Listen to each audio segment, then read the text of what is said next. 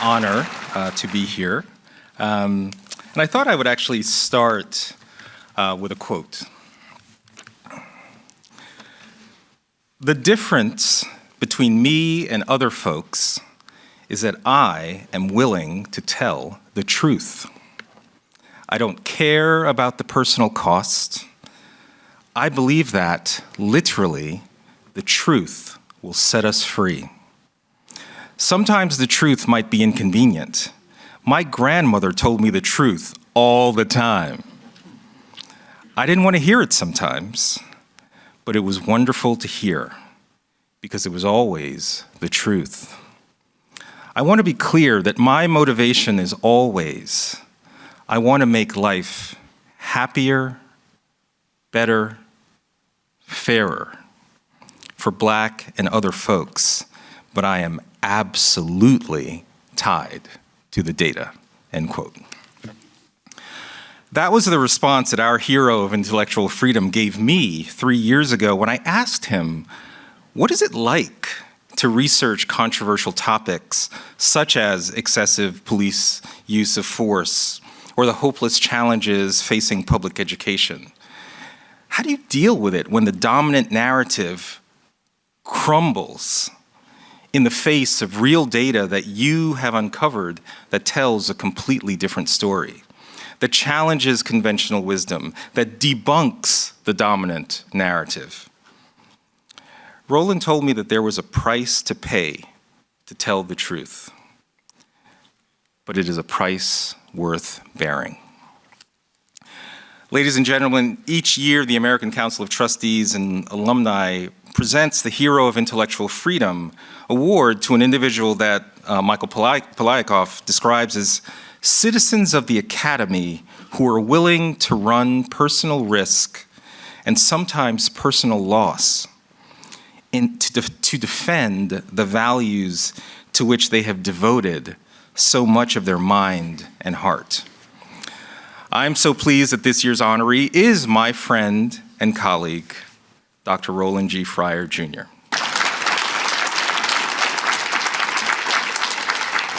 As you heard from the pre-intro, Dr.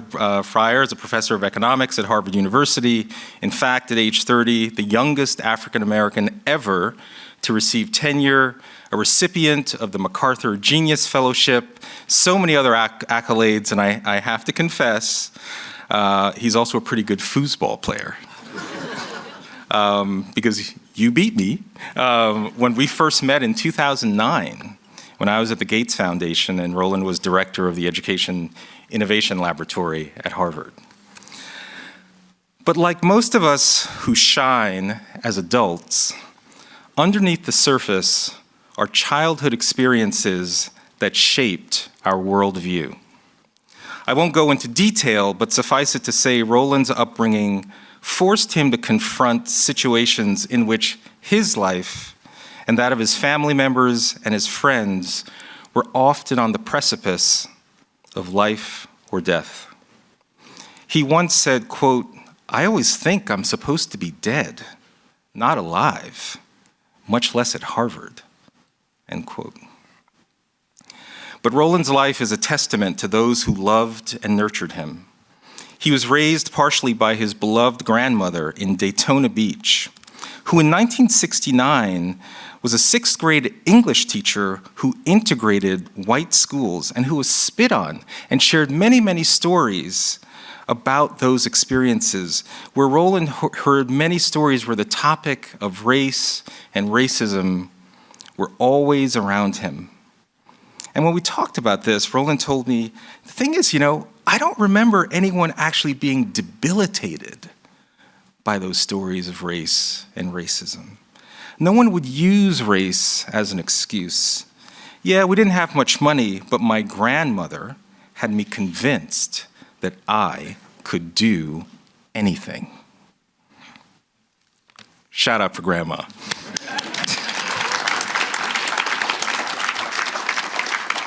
I think these early lessons drove Roland to be obsessed with questions of the human condition.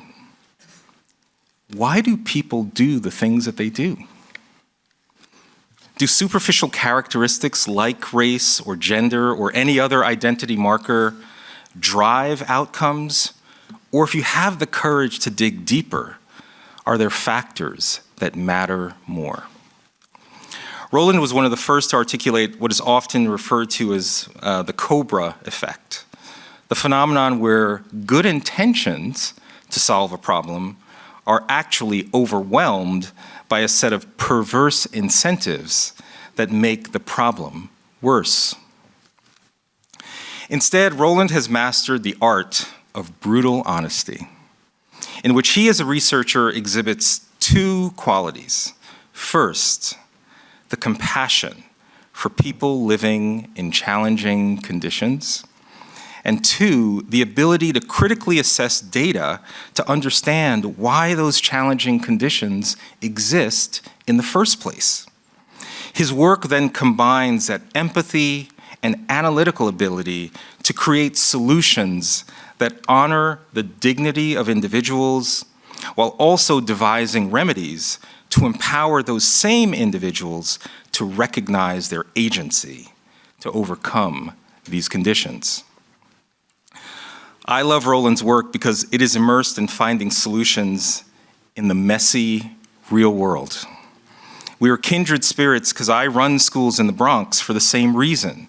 I want my students to know that they can do hard things, even under tough circumstances. And Roland does too. In 2014, Roland and his team examined the impact on student achievement if you were to implement a bundle of 5 best practices from high-performing public charter schools and applied them into low-performing traditional public schools in Houston. 5 common sense ideas: extended learning time, investment in human capital, high dosage tutoring, data-driven instruction, a culture of high expectations. Unfortunately, the Houston School District didn't implement those initiatives, and in 2023, the state of Texas took over the Houston School District for poor performance. Hopefully the new superintendent, who I'm meeting with in a few weeks, and I'm gonna bring him your stuff, will heed the lessons shared by Roland and his team. And last year, after the Supreme Court deemed race-based affirmative action in college admissions unconstitutional, Roland challenged higher ed. If you were really serious about helping low-income kids, kids of color, if you're really serious, instead of trying to game admissions to achieve some kind of cosmetic racial diversity, how about elite colleges found and fund 100 feeder middle and high schools that educate disadvantaged students? How about that, right? I'm also on a mission to bring that idea to reality. And the thing is, these schools wouldn't even need to raid their endowments, but just use small percentages of the earnings off their endowments. By the way, yesterday, the Harvard Crimson reported that the value of Harvard's endowment jumped to $53.2 billion. Imagine how many great schools we could create there, right? Ultimately, Professor Fryer is calling higher education and all of us to seek the truth, to have an open mind, and to have the intellectual humility that our most deeply held beliefs could actually be wrong. Let me close by saying that the high school I lead in the Bronx, Vertex Partnership Academies, is organized around the 4 cardinal virtues of courage, justice, temperance, and wisdom. These are called the cardinal virtues from the Latin root cardo, which means hinge, because they are the root virtues upon which all standards of moral excellence are built. For each cardinal virtue, we require our students to memorize what we call I statements as part of their process to internalize their sense of personal agency. I feel these 4 I statements embody the life of Dr. Roland G. Fryer. So I'm going to read you these 4 I statements. Courage. I reject victimhood and boldly persevere, even in times of uncertainty and struggle. Justice. I uphold our common humanity and honor the inherent dignity of each individual. Temperance. I lead my life with self-discipline because I am responsible for my learning and my behavior. And finally, wisdom. I make sound judgments based on knowledge of objective, universal truth. So, in the name and the spirit of the pursuit of objective, universal truth, I'm honored and pleased to introduce Dr. Roland G. Fryer.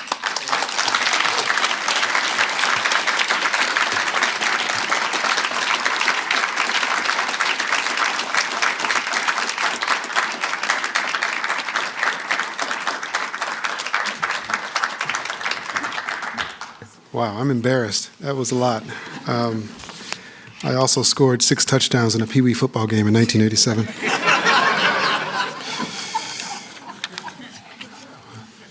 Ian is an American hero to me. I mean, the work he does, I could go on and on about the amazing things that he has done in his charter schools and his work in speaking around the country. So, Ian, thank you very much. I'm deeply grateful. Mainly because this is the first time anyone's said my name in a sentence with hero without the modifier, he ain't no. I'm just going to say just a few words, I promise, but I owe a debt of gratitude to a lot of people. I just love America because the idea that you could grow up and see the things that I saw for so many years and end up in a room like this in Washington, D.C., as weird as it sounds, I never take that for granted, and I never will.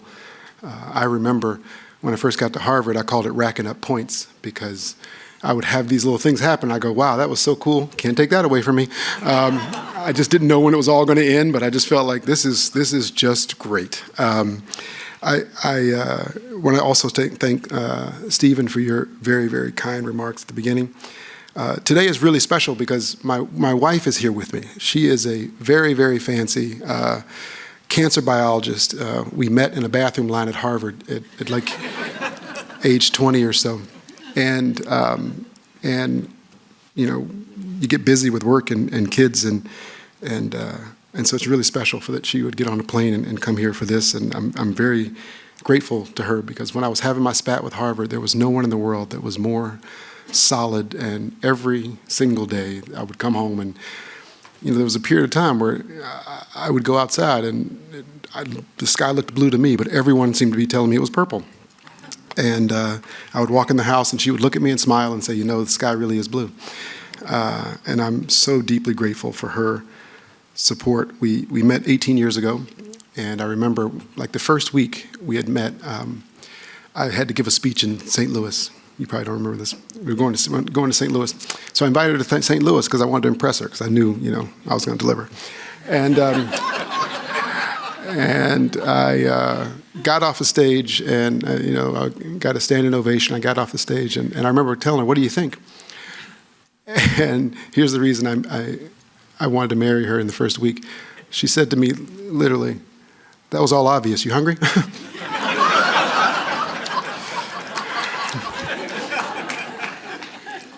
So thank you for being here. Thank you for your unyielding support for 18 years since the day I met you. But we couldn't be more opposite. She grew up in a very, very different environment. I grew up thinking the world, watch out, because everyone was going to hustle you. She grew up thinking, what's hustle? No one hustles anyone. Everything's wonderful. I'd also like to, we have 2 beautiful daughters. I'd like to thank them. Actually, never mind. They should thank me. I'm amazing, Dad. Do you know how hard it is to watch 6th grade field hockey? I mean, it's... I wouldn't call my daughter an athlete. She's more of an assistant coach, you know what I mean? She knows what's going on the field. My grandmother has been mentioned. You know, we're going to throw her a party in March next year. Would have been her 100th birthday. My grandmother and I, our relationship wasn't perfect. We disagreed a lot. And besides Francisca, who's here today, I couldn't love anybody more.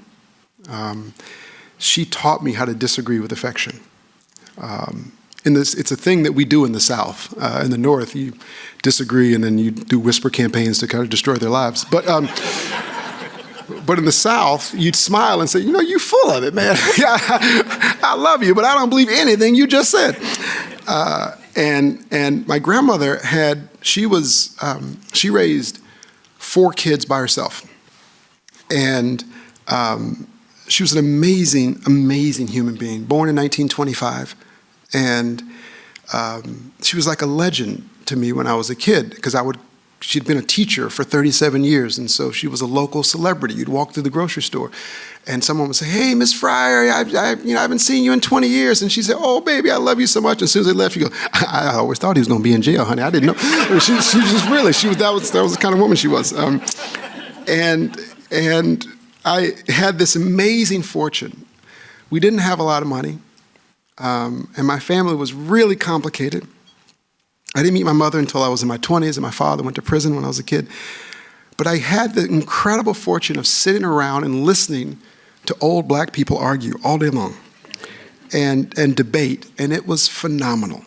It was phenomenal. I didn't know that we grew up poor until I got to Harvard and someone told me. In fact, I thought we were kind of rich. I remember I'd gone to an elementary school because my grandmother, as Ian pointed out, had integrated this elementary school. And I went to an elementary school that was, I wouldn't even call it diverse. There weren't a lot of black kids there. I was one of the few. And it was, my grandmother thought, "I want you to go to this great elementary school." So I did. And the middle school I went to was mainly black. And I remember going to this mainly black middle school, having gone to that elementary school, and the kids were like, "Oh, you think you're better than us, you're rich." And I was very upset by that. So I went home to my grandmother, and she says, "How was school, baby?" I said, "Kids called me rich today at school." She said, "Don't you worry, honey. I have money. You have nothing."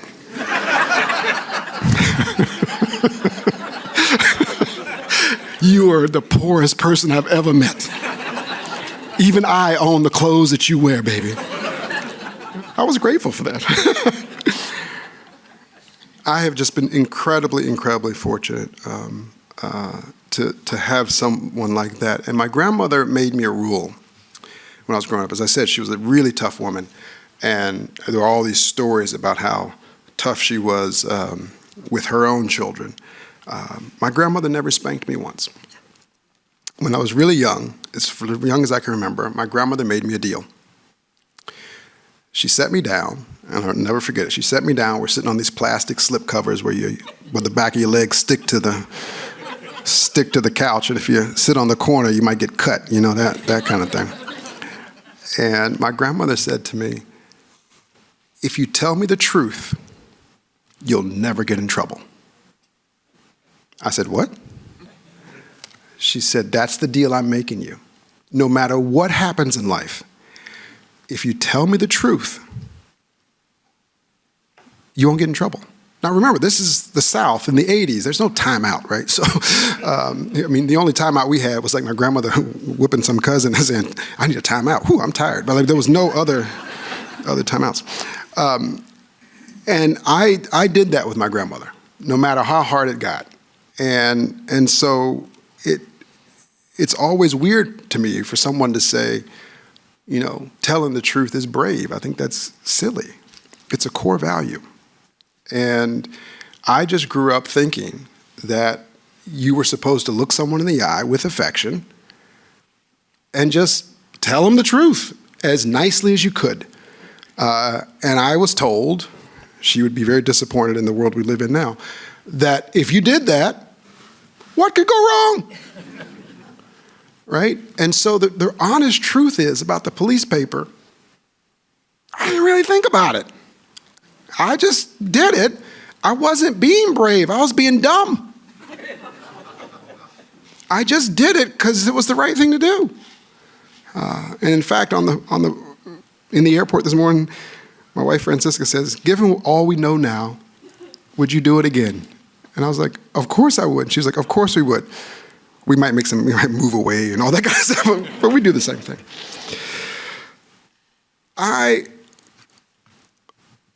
unapologetically love America. I feel like my story is only possible in this country. But I must admit, I'm a little worried. I've been at Harvard for 21 years now, and we have lost the art of disagreeing with affection.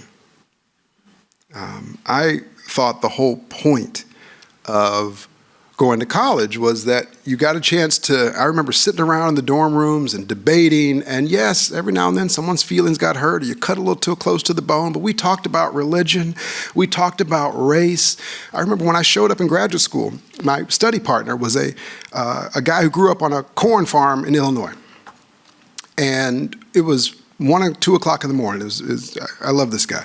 And he would brew coffee. Oh, I loved most things about him. But he would brew coffee, and he was cheap.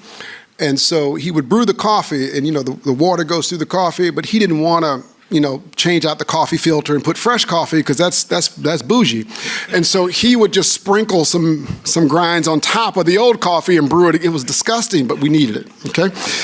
So it was 1 or 2 in the morning, and we'd go to topics like race, religion, whatever. And I remember one day we got to race. And I told him what I thought at the time. Remember, I went to graduate school at age 20. And I told him, look, I can just tell if someone is racist by looking at them. That's what I thought. And he said, huh. And he turned around and just started laughing, doubled over laughing. He said, that's the dumbest thing I've ever heard in my life. And he just couldn't stop laughing. And I was like, what are you talking about, dumb? Of course I can. And he says, well, am I racist? Is that guy? And then he started to show me how silly this thing was. But that's what I learned in the communities that I grew up in. And he said, Roland, you're so rigorous when it comes to the separating hyperplane theorem. How can you possibly believe that about human beings? And it was the first time that my upbringing and my science really came in conflict with each other. But the point of that story is that we lived in a time on a university's campus where we felt safe enough to have those debates. Of course my friend wasn't a bigot. I don't know, maybe. But of course he wasn't a bigot. Right? And of course I should have a more rigorous way of thinking. But when I ask my students at Harvard, I teach a class called Using Markets to Solve Social Problems, and there's 200 and something students, and that's a lot of office hours, so I go early. And I tell the students, I'm here 30 minutes early. If you're here, we'll have office hours here. And so the students show up a little early. And so I get a chance to chat with them. And I asked them last semester, where do you all have these kind of discussions? I told them about my conversation with my friend.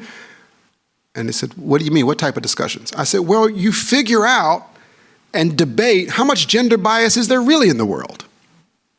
And whether or not America has an oppression problem or does it have a developmental problem, because the solutions are very different. And they said, are you kidding? We don't talk about those things. And I said to them, if you're the best and brightest in the world and you're not willing to debate these things so you can come up with more refined and the next generation of solutions, then how exactly are you going to help the people that you say you love so much? Yeah, that's what they said. Yeah, exactly. We've lost the art of disagreeing with affection. I'm worried about that. The second thing I'm worried about is that I'm worried that we're all starting to kind of get boiled like frogs. Even those of us who think we're radical, I think we've been pushed so far one direction that we're coming back 20% and we think we're cool. But sometimes we forget that there are basic principles that we should be living and abiding by, right? Like, I found myself the other day saying something like, given my privilege, I was like, what did I just say? Oh my gosh, right? Like, it has snuck into me. And I'm pushing constantly against the kind of things that my daughters bring home, Right? My own daughter tell me, Dad, you can't say that. I say, it's my dinner table. Your mother and I paid for all the dinner. We can say what we want. I know they're embarrassed by me. My wife is laughing. She's not saying he doesn't say that. This is fun. The other day, my kids brought a friend home. She looks at our lab. We have a black lab, fine dog. And the friend says, oh, cool, you have a black lab. And I said, I can't believe you'd say that. And my oldest daughter's like, here we go. And I said, what makes you think that's a black lab? Just because he presents as a black lab, it's actually a penguin.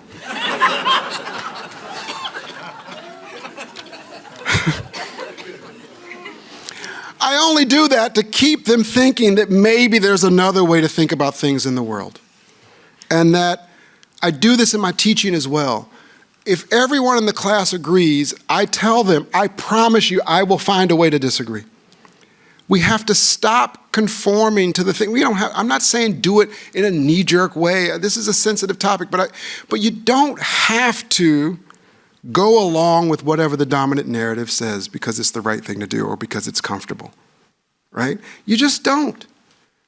I don't need friends, really. I got like 3 of them. I'm good. And the last thing I will say is that I am worried about not just the censorship from peers on campuses, but the self-censorship that goes on. The modal email I get from a student is to have a secret lunch where they can tell me about their radical idea. I know it's a secret lunch because it's at 2 o'clock. I'm like, I'm hungry by then. But they'll say, hey, can you meet me at this cafe at 2 o'clock? I have something. And they'll come to me and literally say, Professor, I have this idea. This happened about a year ago. I'm saying this because it's become a relatively well-known case. Someone comes to me and says, I have a result and I don't know what to do with it.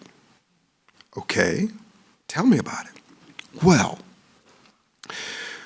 I used the leniency of judges, which is a well-known statistical strategy in economics. So you have cases are given to judges in a relatively random fashion. If you happen to get one that's more lenient, you get less time. If you happen to get one that's more strict, you get more time. And the student had used that natural variation to look at the incapacitation effect on, in other words, if you have a father in prison longer, what does that do to the family? Okay? And what he found out was that for some people, having your parents in prison longer actually helped the kids. He says, what do I do with that? I said, shout it from the rooftops. The same thing you'd do if you found the opposite. What do you mean, what do you do with it? Or students tell me all the time, I don't think I can say this in public. I'm like, who do you think you are, Jeff Sessions? I mean, like, what do you... This is not the Situation Room. You don't have the codes. Some 25-year-old graduate said, I'm not sure I can. No one's listening to you. You can say whatever you want in public. But I do worry about that because if you think about it, if you look at at least in economics, the academic journals, since 2016, I can't think of a paper that's been published that's been center or right conclusions. Is that a coincidence? Did the data get a little more liberal? I don't know I'm worried about that because in the neighborhood that I grew up in, we are depending on folks like you in this room and those students to come up with ideas like Vertex Academies and others to be helpful, right? Not exclusively, but we need real ideas. We need new ideas. And if people are worried that they can't say this in public, or they're worried that a particular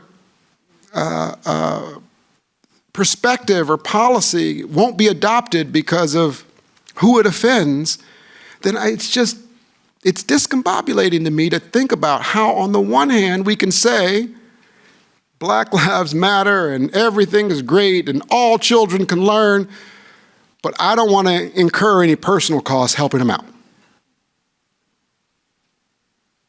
There are